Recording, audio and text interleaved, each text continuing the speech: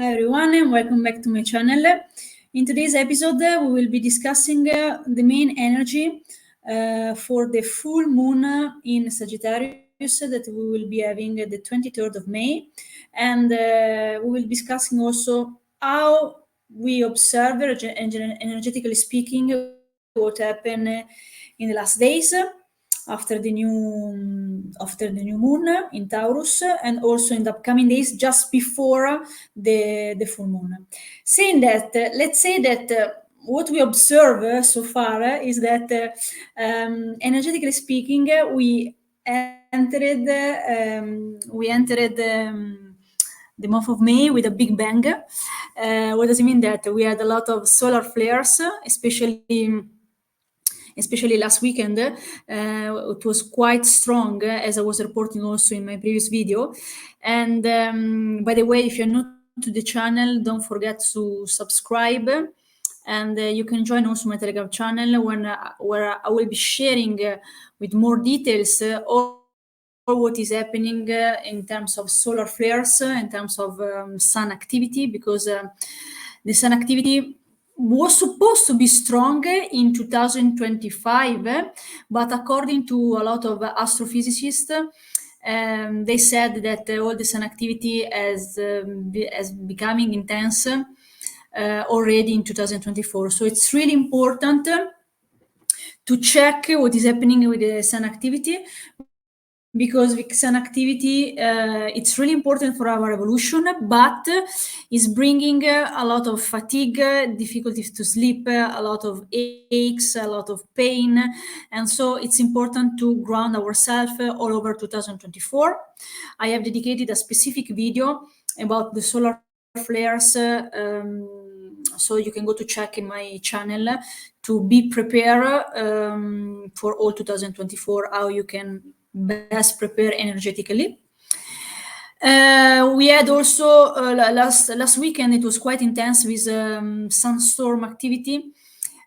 Indeed, what I discovered and what I observed, that there was like a radio blackout in Asia, saying that so it might be quite intense all this 2024, but remember, it's for our evolution. Why? Because all this solar activity are bringing like specific DNA codes that are really important for our human body and human evolution. Saying that, as anticipated in my previous video, the second part of May will be amazing. Why? Because a lot of astrologers are saying that it will be, the second part is like the main theme is a lot of astrologers are calling that Jupiterian period, meaning we have a lot of energy about Jupiter, and Jupiter is all about abundance, it's all about recognition, and generally speaking, it's a positive energy. But of course, if there is if he's passing through a difficult transit, a difficult aspect, or a problem, of course the main theme of Jupiter is expansion. So it will expand with specific problem in a specific area of your life. But generally speaking, I repeat once again, it's quite positive transit.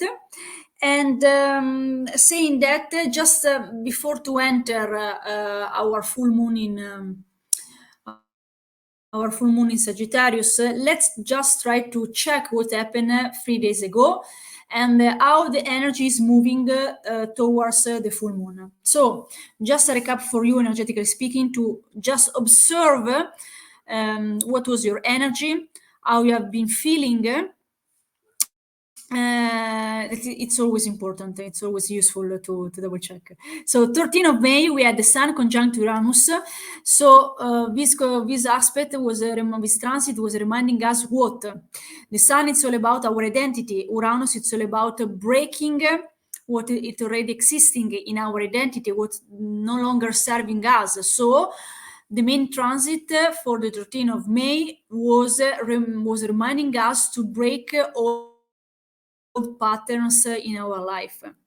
Then 17th of May, that will be tomorrow, because I'm recording today, that is 16th of May. We have Mercury squaring Pluto, which is the main theme for Mercury squaring Pluto. Here it's really important to be careful on what you are saying on social media, because potential deep secret might come to light. So this is why I'm recording also today, that is 16, because I'm aware of this transit that will happen tomorrow. 18th of May, Saturday, it's an amazing transit. So mark this date on your calendar, because we have Sun conjunct Jupiter in Taurus and Venus conjunct Uranus in Taurus. So it's really positive energy, because it's a great day to see new opportunities. So you can check in your birth chart where this transit is passing, in which house is passing, so meaning which area of your life is transiting. For example, if it's transiting on your 5th house or on your 7th house, it will influence your love life, meaning there might happen two kinds of possibility. Possibility number one is that if you're single, a single case, if you're single, that a new partner can pop up coming from nowhere. Actually, you don't know where it's coming from, but a potential new partner is showing up in your life. Second, if you're already in a relationship, because there is Uranus, that the main theme, I remember, is expect the unexpected. There might be in a relationship one of the two that might need some freedom, a urge for freedom. So there might be some clash in a relationship. But overall, it's quite important this transit, because it will bring us new opportunities. So expect the unexpected. Saying that, the 19th, Sunday, 19th of May, we have Mars that conjunct the North Node in Aries. So again, this Mars is reminding us to push towards our dreams, to initiate Mars and the Northern Node in Aries, initiate a new project, be the pioneer in a specific new project, and saying in other terms, connect to your inner sovereignty. On a less harmonious side, pay attention, because it might, with this Mars energy, martial energy, it might bring a lot of fire and a lot of aggressivity. So always try to consider the most positive side of each transit. In this case, push towards your dream, push towards a new project. Then finally, we are moving towards the full moon, the full moon in Sagittarius. So the full moon is in Sagittarius. It's quite interesting. Why? Because every time that you have a full moon, I try to explain it in a simple possible way, and I know that you appreciate. All the time that you have the full moon, what is happening? We have the sun that is opposite to the moon. In this case, we have the sun, the 23rd of May, that is in Gemini, and the moon, the full moon, that is in Sagittarius. It's quite interesting. Why? Because full moon in Sagittarius is ruled by Jupiter, and Jupiter, it's all about wisdom, optimism. It's all about joy. It's all about seeing the bigger picture. And the main theme for this full moon is what we believe in the world, and especially an important question that you might need to ask yourself next week is how much meaning I have in my life, or saying in other terms, how much wisdom I have in my life. So it's nothing related to money. It's related really, are you living your life to the fullest? Are you living really a purposeful life? And don't consider the money aspect, because Jupiter, it's all about wisdom. It's all about it's nothing to do with money. So pay attention to this question and ask to yourself this kind of question, because this will be the main theme for the full moon. Another interesting aspect is that The full moon is in Sagittarius. Sagittarius is ruled by Jupiter, and Jupiter is opposite to the Sagittarius, and so we have the Sun that is in Gemini, and this axis Gemini and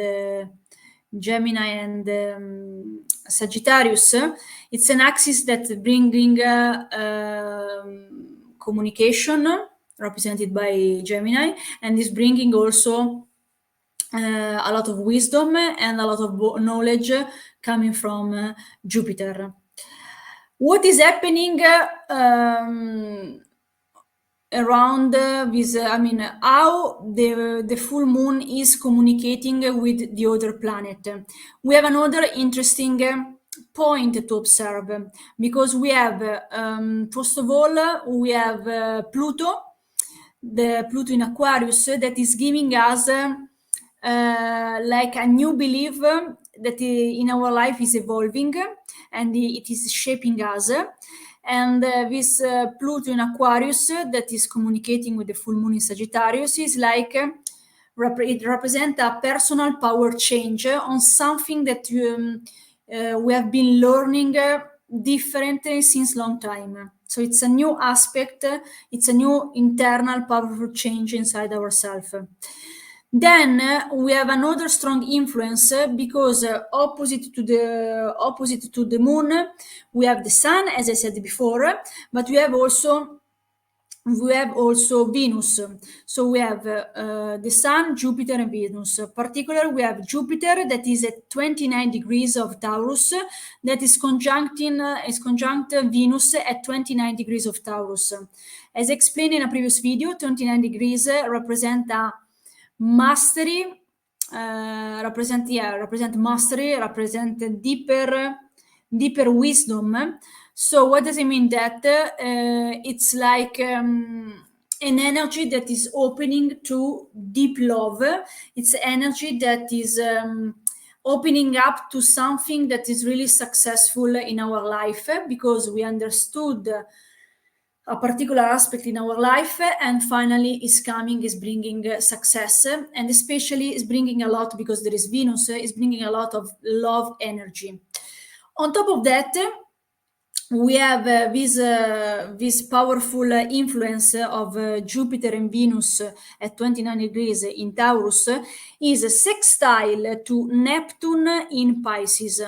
So Neptune in Pisces is Neptune is in Pisces since 2011, and is bringing us a lot of healing in our journey. Is bringing us a lot of spirituality and a lot of creativity. So in this case, this transit, so this sextile, will begin the 24th of May, and it will end the 25th of May. And so again, this is a lovely energy. It's like we learn something in our spiritual journey, since that started already in 2011. And finally, we understand something that it's really important that we didn't see before. On top of that, usually astrologically speaking, we say also that the combo Neptune and Jupiter, it's a combo it's like we call it the dream maker. So something really important will come to an end, and because it's coming to an end, that we finally see something and we understood something, there is a major success in that specific area of our life. Saying that, I trust that this information was really useful for you. Thank you very much for the attention. If you are new to the channel, don't forget to subscribe. And for all the details for each sign, I can send you all the details in my Telegram channel. Bye for now. Ciao.